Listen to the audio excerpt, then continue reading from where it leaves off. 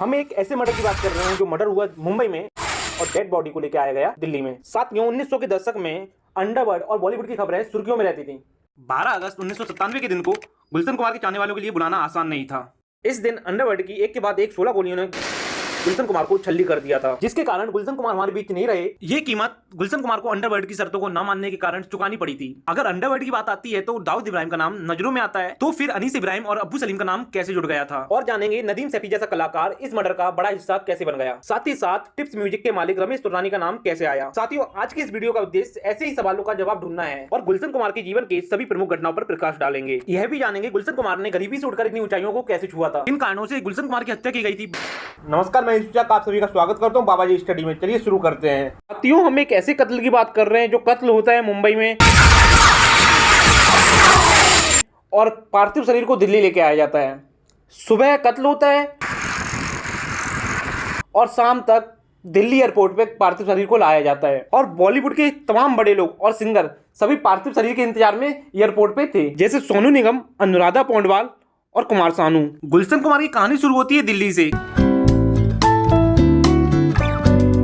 क्योंकि नोएडा में T series का दफ्तर और स्टूडियो थे और हैं। नोएडा में पहली बिल्डिंग टी सीरीज की थी और काफी यादें गुलशन कुमार की नोएडा से जुड़ी हैं। गुलशन कुमार की कहानी शुरू होती है सन 1980 से। गुलशन कुमार के पिता की पुरानी दिल्ली के दरियागंज में जूस की दुकान थी। जूस की दुकान पर बचपन में गुलशन कुमार भी बैठते थे। कुछ समय बाद गुलशन कुमार ने कैसेट और टेप बेचने का काम शुरू किया और साथ ही साथ कैसेट और टेप सही करने का काम भी करते थे। कुछ समय बाद गुलशन कुमार को ख्याल आया कि म्यूजिक इंडस्ट्री में जाकर कैसेट बनाई जाए और कोशिश ये थी कि कम से कम दामों में लोगों तक कैसेट को पहुंचाना। कुछ समय बाद नोएडा में स्टूडियो बनाया और शुरुआत धार्मिक गानों से की थी। छोटे सिंगरों के साथ गाने रिकॉर्ड करके बेचते थे। दूसरी कंपनियों से आधे रेट में मार्केट में कैसेट टी सीरीज की मिलने लगी थी और इस दौरान छोटे सिंगर्स फेमस हो गए थे, जैसे सोनू निगम, अनुराधा पौंडवाल, कुमार सानू।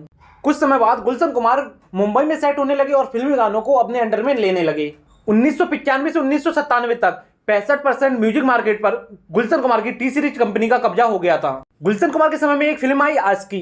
इस फिल्म में म्यूजिक दिया था नदीम सरमन ने। इस फिल्म के बाद नदीम सरमन एक बड़ा डायरेक्टर बन गया था। कुछ समय बाद नदीम सरमन और गुलशन कुमार के बीच नफरत पैदा हो गई थी, जिस नफरत का कारण एक म्यूजिक एल्बम थी।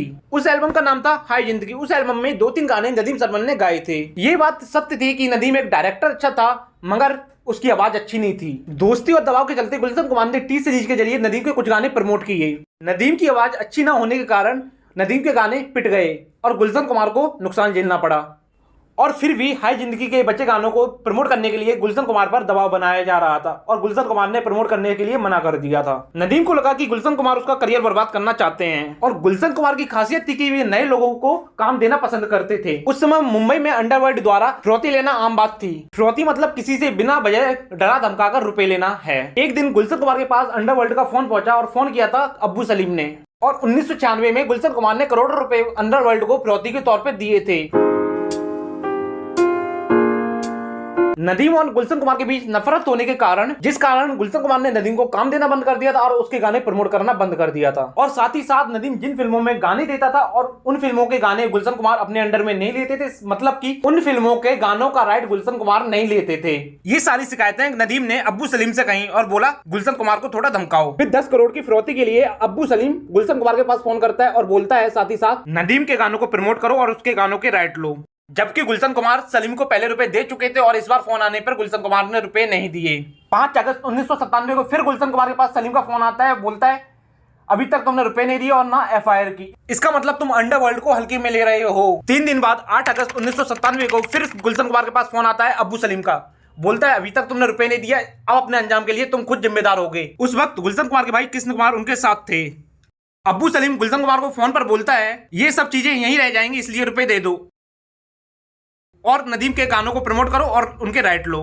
गुलशन कुमार मुंबई में है या मुंबई गए तो उनके घर के पास एक छोटा सा मंदिर था, वो वहां जरूर जाते थे दिन में 2 बार, सुबह शाम, मगर कोई टाइम फिक्स नहीं था, ये सबको पता था। 12 अगस्त 1997 के दिन गुलशन कुमार घर से निकलते हैं 10:10 पे मंदिर पूजा करने के लिए। पूजा करके 10:40 पे मंदिर से बाहर निकलते हैं। मंदिर के बाहर उनके ड्राइवर और गाड़ी दोनों तैयार खड़े थे। गुलशन कुमार अपनी गाड़ी की तरफ जाते हैं और गाड़ी के पास 3 लोग खड़े थे। तीनों में एक लंबे बाल का व्यक्ति था जो बोलता है गुलशन कुमार को पूजा पाठ बहुत कर लिया, अब ऊपर जाके पूजा पाठ करना, और अपनी पिस्टल निकाल के गुलशन कुमार के सिर में पहली गोली मारता है। और उसके बाद उसके 2 साथी साथ आकर गुलशन कुमार को एक के बाद एक गोली मारते हैं। तीनों मिलकर गुलशन कुमार के शरीर को 16 गोलियों से छल्ली कर देते हैं और ये शूटर गुलशन कुमार के ड्राइवर के पैरों में भी गोली मार देते हैं। और फिर पास में एक टैक्सी खड़ी होती है, टैक्सी के ड्राइवर को बाहर निकालकर तीनों लोग टैक्सी में बैठकर आराम से निकल जाते हैं। पूरी घटना होने के बाद गुलशन कुमार को हॉस्पिटल ले जाया जाता है, जहां उन्हें मृत घोषित कर दिया गया था। शाम तक डेड बॉडी को दिल्ली पहुंचाया जाता है अंतिम संस्कार के लिए, जहां पर बॉलीवुड के काफी बड़े बड़े लोग थे, मगर नदीम श्रवण नहीं था पूरे अंतिम संस्कार के दौरान। 16 अगस्त 1997 को अंडरवर्ल्ड के 2 लोगों को पुलिस पकड़ लेती है। ये दोनों लोग अब्बू सलीम गैंग के थे। सलीम गैंग के दोनों लोगों ने पुलिस पूछताछ में बताया, मई 1997 में दाऊद इब्राहिम के छोटे भाई अनीस इब्राहिम के दुबई ऑफिस में एक बैठक हुई, जिस बैठक में अनीस इब्राहिम, अब्बू सलीम और एक कयूम नाम का गैंगस्टर शामिल था। कयूम अब्बू सलीम का भी खास था और उस बैठक में बात होती है, पहली किस्त दे दी है, दूसरी किस्त नहीं दे रहा है और डरता भी नहीं है और शर्तों को भी नहीं मान रहा है। नदीम के गाने प्रमोट भी नहीं कर रहा है और नदीम की फिल्मों के राइट भी नहीं ले रहा है। फिर क्लियर होता है गुलशन कुमार का मर्डर करना है। मर्डर के लिए 3 शूटर किए गए थे, तीनों शूटरों ने मंदिर के बाहर गुलशन कुमार का मर्डर कर दिया था। कुछ समय बाद पुलिस दाऊद मर्चेंट को पकड़ लेती है। दाऊद मर्चेंट वही लंबे बाल वाला व्यक्ति है जिसने पहली गोली गुलशन कुमार के सिर में मारी थी।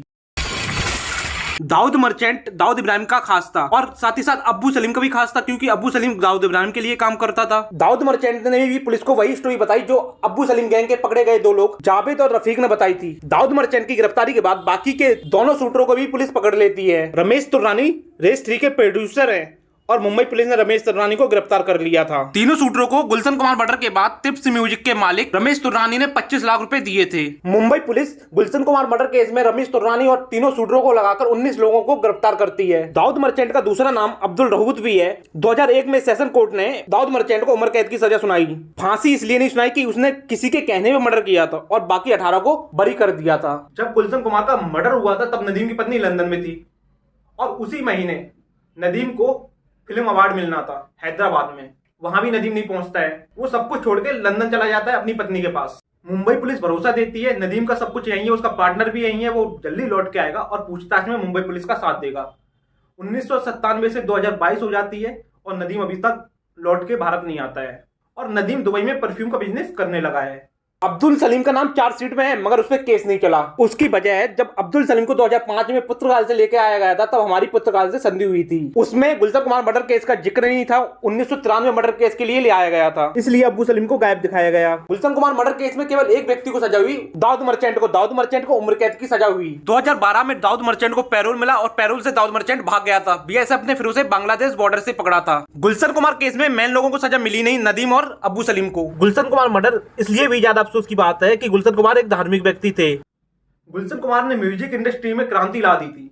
कैसेटों को इतना सस्ता कर दिया था जिससे कि गरीबों के हाथ में भी कैसेट पहुंच सके और नए लोगों को गाने का मौका दिया और छोटे सिंगरों को उठाया, जैसे उदित नारायण, सोनू निगम, अनुराधा पौंडवाल, कुमार सानू, सकबीर कुमार, मन्नू अजीज, नदीम सरवन और कुछ music director. T series Gulshan Kumar की देन है। गुलशन कुमार की सबसे बड़ी खासियत ये थी कि वो नए सिंगर्स और नई आवाज की तलाश करते थे।